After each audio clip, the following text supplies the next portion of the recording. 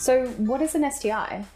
Well, it stands for sexually transmitted infections. And things like infections that are passed through the sharing of sexual fluids or through skin-to-skin contact through oral, anal, vaginal, or sex toys actually.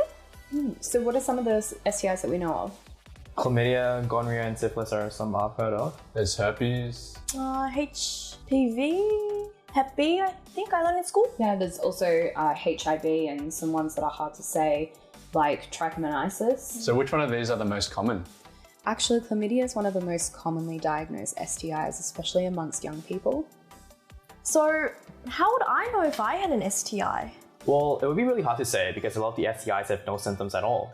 Some of the things you can be aware of though are things like any abnormal discharge, pain when you go to the toilet or during sex, any itching, burning, or any changes in the area.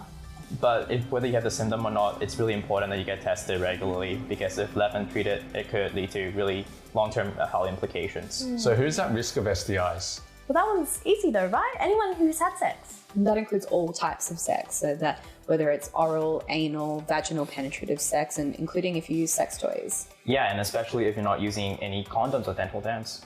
So how can you tell if someone has an STI? Well, you can't, not from looking. Especially because most STIs don't have any symptoms. That's right. I think you just have to have a good conversation with your partner and get regularly tested for STIs as well. What can I do to make sure that I don't get an STI? Well, you can use a condom or dental dam every time. Yeah, completely right. Not only do condoms prevent STIs, they also prevent unplanned pregnancies.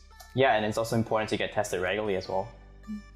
So how often should I get tested for an STI?